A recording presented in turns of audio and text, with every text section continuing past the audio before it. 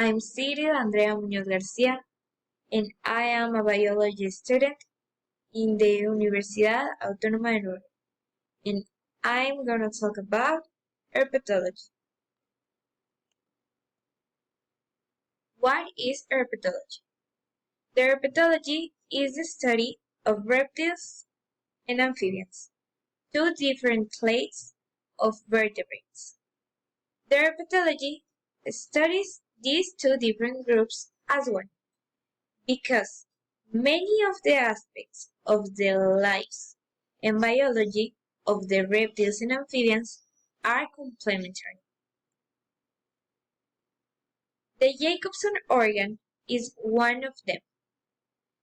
Reptiles and amphibians have the Jacobson organ in the roof of the mouth and gives them the sense of taste and smell. This organ enables them to learn about the surroundings, to find a mate, locate prey, etc. Class Reptilia. Reptiles. The class Reptilia is divided into four: Testudines, Squamata, Spendonata, and Crocodile. There are more than 6,500 species.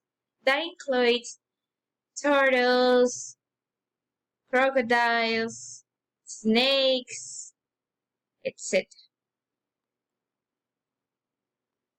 Their general features. Reptiles have an external cover of scales. Their skin is very dry and rough because they doesn't have glands. They are cold-blooded. They are unable to regulate their body temperature. They need the sun. And the class Amphibia. The class Amphibia in this group includes frogs, salamanders, toads, newts, etc. Approximately 8,100 species of living amphibians are known.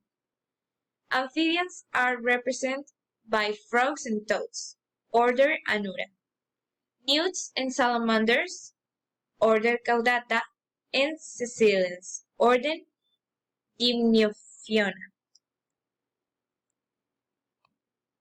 Their general features.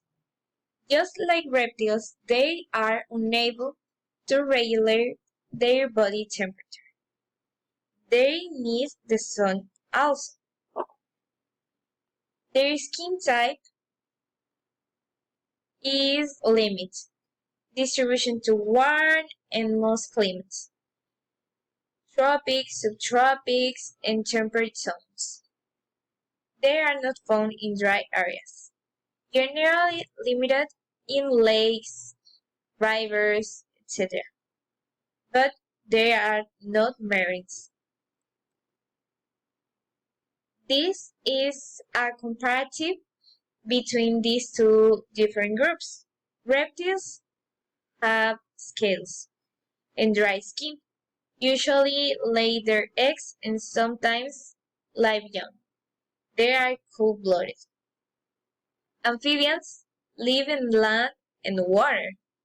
They are also cold-blooded, lay eggs, moist skin, and webbed feet. Thanks for the attention.